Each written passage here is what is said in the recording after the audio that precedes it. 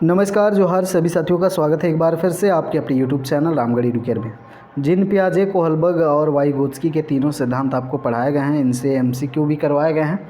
फिर भी जो इम्पोर्टेंट क्वेश्चन है वो आप लोगों के लिए, क्योंकि इनसे सवाल पूछे जाते हैं, तो जल्दी से देख लेंगे, टाइम वेस्ट बिल्कुल भी नहीं करेंगे। जीन पियाजे निवासी कहाँ के थे ये सभी को आपको पता है, थ्योरी क्लास में हम लोग डिस्कस किए थे।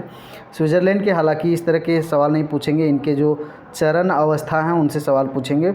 बच्चों में पियाजे ने बच्चों के नैतिक विकास की कितनी अवस्था है। अब पियाजे ने संज्ञानात्मक विकास का भी सिद्धांत दिया था, जो कि काफ़ी प्रसिद्ध है। इन्होंने नैतिक विकास का भी सिद्धांत दिया है, तो इसमें जो अवस्था इन्होंने बताई है 4 बताई हैं। निम्न में से कितने नैतिक वृद्धि की अवस्थाओं की अवधारणा प्रस्तुत की है। तो नैतिक विकास का अवधारणा कॉन्सेप्ट को दिया है कोहलबर्ग ने। कोहलबर्ग यहाँ पर नैतिक विकास के लिए जाने जाते हैं, और जिन पियाजे जो हैं आपके संज्ञानात्मक विकास के नाम से जाने जाते हैं। लेकिन जिन पियाजे भी नैतिक विकास का सिद्धांत दिए थे, इस बात को ध्यान रखिएगा। बच्चे दुनिया के बारे में अपनी समझ का सृजन करते हैं, निम्न में किनका कथन है। कथन है साथियों जिन पियाजे का। निम्न में से यह कथन किनका है कि ज्ञानात्मक विकास नकल पर आधारित ना होकर खोज पर आधारित होना चाहिए। खोज पर आधारित होना चाहिए, नकल पर नहीं। तो ये कथन जो है दिया गया है जीन पियाजे के द्वारा ही, क्योंकि यही संज्ञान का बात करते हैं, ज्ञान का बात करते हैं।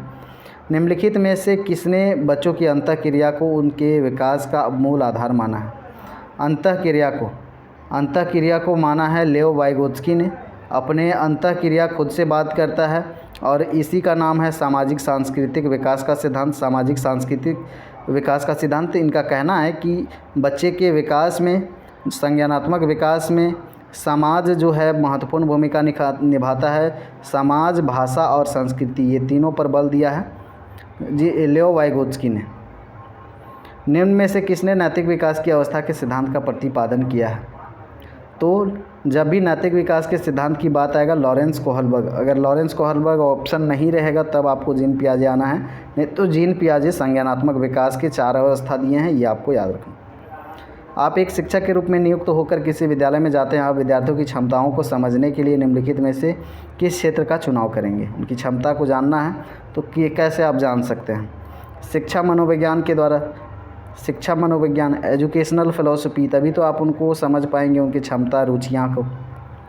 बालकों के नैतिक विकास को समझने के लिए जिन पियाजे ने निम्न में से कौन सी विधि को अपनाया है। तो कौन सी विधि अपनाया है जिन पियाजे ने। साक्षात्कार विधि को अपनाया है जिन पियाजे ने। निमोनिक्स एक ऐसी व्यू रचना है जो स्मृति में नई सूचनाओं को पुनः स्मरण करने में सहायता करती है। ऑप्शन ए यहाँ पर होगा करेक्ट आंसर। बालक के व्यवहार के अध्ययन में निम्नलिखित में से किस विधि में बालक के माता पिता, भाई बहन एवं शिक्षकों से जानकारी प्राप्त की जाती है। तो कौन सा विधि है यहाँ पर पता चल रहा है इससे, व्यक्तिक इतिहास विधि। इसी से तो पता चलेगा जानकारी बालक के माता पिता, भाई बहन, शिक्षक का।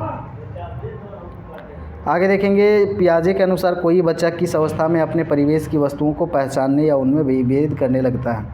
यह अवस्था को हम लोग डिस्कस किया था पूर्व संक्रियात्मक अवस्था में। वाइगोत्स्की के अनुसार बच्चे अपने समूह साथी के सक्रिय सदस्य कब होते हैं। तो कब होते हैं इनके अनुसार, किशोरावस्था में सक्रिय हो जाते हैं। पियाजे ने बच्चे के विचारों में नए विचारों के समावेश हो जाने को क्या कहा है। इसको हमने डिस्कस करा था सात्मीकरण या फिर आत्मीकरण। बच्चों के विकास में संबंधित निर्माण एवं खोज का सिद्धांत दिया है किन्होंने। निर्माण एवं खोज का सिद्धांत जिन पियाजे का ही है, निर्माण और खोज का सिद्धांत। जो अन्य सिद्धांत है जिन पियाजे का, उनको भी हमने डिस्कस किया है। जिन पियाजे के अनुसार कितने वर्ष की आयु तक के बच्चे में संज्ञानात्मक परिपक्वता का अभाव पाया जाता है। 6 वर्ष तक के बच्चे जो होते हैं, इनमें अभाव देखने को मिलता है संज्ञानात्मक परिपक्वता का। बच्चों में आधारहीन आत्मचेतनावस्था का संबंध उसके विकास की किस अवस्था से संबंधित है। आधारहीन आत्मचेतना, चलिए किशोरावस्था में साथियों, किशोरावस्था से ये संबंधित है। आगे देखेंगे, वाइगोत्स्की के अनुसार किसी बालक के विकास में सबसे महत्वपूर्ण योगदान निम्न में से किसका होता है। विकास में सबसे ज़्यादा महत्वपूर्ण यहाँ पर किसका होता है रोल। विद्यालय का, परिवार का, समाज का या धर्म का।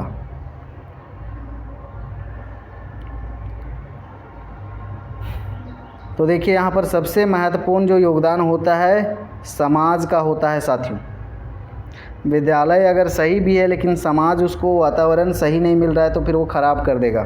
फैमिली भी सही है, फैमिली से तो प्रभावित तो होता ही है, लेकिन समाज यहाँ पर बेहतर विकल्प होगा। पूर्व माध्यमिक बच्चों के लिए निम्न में से कौन सी क्रिया एक कार्यात्मक क्रिया का स्वरूप है? करेक्ट आंसर हो जाएगा यहाँ पर बी आपका, मिट्टी के एक खिलौने के दो भागों को तोड़कर उसे जोड़ना। इसमें क्या हो रहा है? कार्यात्मक क्रिया का स्वरूप हो रहा है। आगे देखेंगे, आप अपनी कक्षा के बच्चों के बौद्धिक विकास में परिपक्वता लाना चाहते हैं, इसके लिए आप निम्न में से किसका चुनाव करेंगे? परिपक्वता लाना है बच्चों में, आप क्या करेंगे? बच्चों के समक्ष आने वाली समस्याओं को सुलझाने में उनकी मदद करेंगे। तो ऑप्शन ए यहाँ पर होगा करेक्ट आंसर।